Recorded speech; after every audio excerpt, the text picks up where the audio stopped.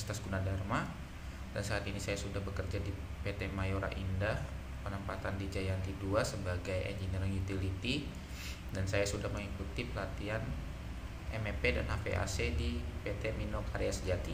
Terima kasih. Kembali lagi kita di pelatihan engineering. Hari ini kita membahas bagaimana engineering mampu merancang ataupun mampu mendesain, ya, bagaimana itu konstruksi bangunan rumah dari awal sampai akhir. Tapi kita belajarnya bertahap, ya. Nanti kita ada bicara struktur, ada bicara dinding, lantai, ada bicara kamar mandi, plafon, atap, ya. Kita akan bicara itu semuanya. Tapi yang pertama saya akan jelaskan satu-satu. Ini perumahan, ya. Saya akan jelaskan satu-satu dari awal, ya. Dari awal, ya, kita land clearing dulu, ya. Kemudian kita menggunakan teodolit untuk titik koordinat level tanah, sampai nanti kita bisa memastikan titik coupling, ya, rumah-rumah, tiap unit rumah, ya.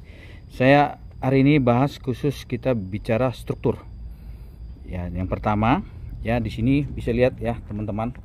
Ini saya akan jelaskan. Oke. Pertama, ini namanya pondasi batu kali, ya. Pondasi batu kali, baru di atas pondasi batu kali itu pasang slope. Jadi sebelumnya, ketika kita sudah pasang bopleng sebagai titik ukuran untuk batas, ya, kita terhadap pondasi, kita harus gali tanah dulu untuk pondasi, ya. Gali tanah dengan kedalaman sesuai dengan desain engineering, yang dimana nanti galian itu berisi, pertama adalah namanya pasir urukan, ya. Kita kasih 5 cm boleh, ada orang sampai 10 cm boleh, tapi 5 cm sudah cukup, ya. Kemudian di atas dari pasir urukan nanti ada namanya unstamping. Unstamping itu, ya, kita berikan berupa batu kosong namanya. Kalau orang sebut batu kosong, ya, tanpa coran. Jadi batu kosong kita kasih sedikit tinggi, misalkan 15 cm, ya, batu kosong. Kemudian di atas batu kosong itu kita pasang batu kali. Ini batu kali. Jadi di bawahnya ini tadi ada stamping, di bawahnya lagi ada pasir urukan, ya. Kemudian di bawahnya lagi adalah tanah asli, tanah dari tanah yang lokasinya. Ini batu kali, ya. Kemudian di atas batu kali ada namanya slope. Jadi slope ini fungsinya adalah sebagai konstruksi untuk struktur kekuatan tahanan, pegangan antara pondasi ke pemasangan naikan hebel, ya. Jadi atas ini nanti tumpuannya ini semua di slope. Slope ini yang menahan slope ini adalah pondasi. Jadi fungsi dari di bawah tadi pondasi ada namanya unstamping, batu kosong. Itu fungsinya adalah untuk jika terjadi pergerakan tanah, pergeseran tanah, jadi konstruksi ini tidak retak, tidak fix, dia tidak strike, tapi dia di bawah, dia bisa ikut bergerak batu kosong tadi bersama dengan pasir tadi, pasir urukan tadi. Jadi tujuannya pasir urukan dengan unstamping adalah tujuannya adalah untuk menjaga kestabilan tanah, supaya konstruksi ini mengikuti pergerakan tanah, pergeseran tanah, sehingga tidak melakukan retak pada dinding, retak pada sistem konstruksi. Itu tujuan tadi dari pasir, untuk leveling juga, dan juga untuk pergerakan tanah, menjaga kestabilan tanah. Nah, kemudian pondasi kita sudah fix kuat, slope kita udah fix kuat, hebel nanti naik udah fix kuat, nanti ada kita kolom-kolom praktis ataupun kolom utama. Jadi tadi saya sudah jelaskan strukturnya. Yang pertama adalah dari konstruksi pondasi, yaitu dari pasir urukan, unstamping, kemudian batu kali, kemudian slope. Oke. Kemudian kita masuk namanya di sini kolom. Ini kolom. Ya, kolom sudah menyatu, ya. Terus kalau pondasi tapak ada di bawah, saya nggak bisa jelasin, sudah dipasang. Tapi ini namanya kolom. Kolom itu dibagi dua. ada kolom utama, ada kolom praktis ya, kolom praktis. Saya akan jelaskan kolom, kita bicara struktur berarti ada kolom. Nah kemudian nanti di atas kolom ini nanti kita cek di tempat yang lain ada namanya balok ya. Ini kolom, udah tahu kolom itu, kemudian kita masuk sini.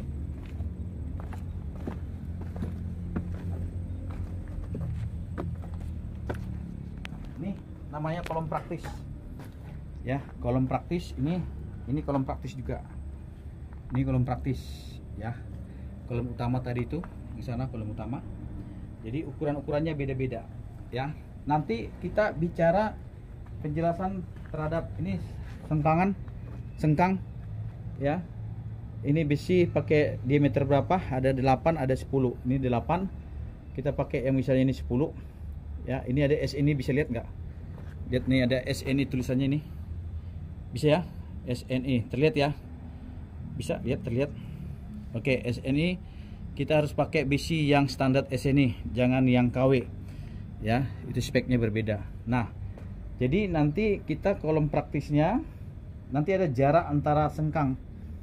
Ini jaraknya ini berapa, pakai diameter 8 in ya. Kemudian nanti kita misalkan kalau disebut diameter misalnya 4D, misalnya ini polos, ada yang ulir ya, beda-beda besinya ya, untuk konstruksi pembesian ya. Nanti kan setelah konstruksi pembesian baru maka masuk nanti begesting ya. Kita begesting untuk kolom ya, begesting seperti ini bahasanya teman-teman. Ini begesting, ini namanya begesting ya. Ini begesting, agak mundur, foto aja dari bawah sampai atas tuh, itu namanya begesting, tempat cetakan coran ya, untuk membentuk satu kolom. Sama kemarin juga kita slope pakai begesting juga ya, kalau batu kali tidak. Oke. Nah ini struktur, kita bicara struktur. Nanti di atasnya kita hold dulu videonya, hold. Ini teman-teman pembesiannya ya.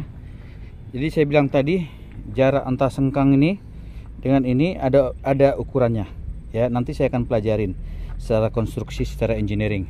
Dan ini pembesiannya ukurannya di berapa diameter, nanti saya ajarin juga ya.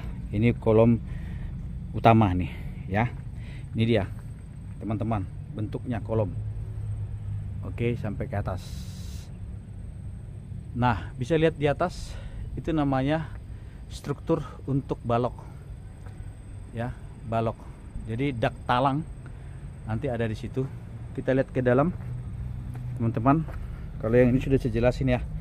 Ini pondasi batu kali, ini slope, baru masuk ini kolom-kolom. Itu kita bicara struktur dulu. Oke, struktur untuk bangun rumah. Nah, kita bisa lihat nih pemasangannya. Ya, pemasangan untuk namanya pembalokan tuh. Itu udah pasang pembalokan tuh di atas. Ya, begestingnya sudah, pembalokan. Ini nanti semua pembalokan. Ini profilan rumahnya, depan rumah, profilan depan rumah. Nah bisa lihat tuh ya. Ini untuk opening pintu ya, opening pintu. Saya akan jelaskan semuanya pelan-pelan nanti sama teman-teman ya. Kita harus pasang namanya untuk begesting ataupun untuk dak ya, dak. Bisa lihat ya teman-teman, untuk bisa pijakan orang untuk masang balok bisa. Ini kan balok udah dipasang semua tuh ya teman-teman ya, balok udah dipasang semua. Nah tuh, ini sudah dipasang semua. Oke, bisa lihat nih teman-teman ya. Nah tuh,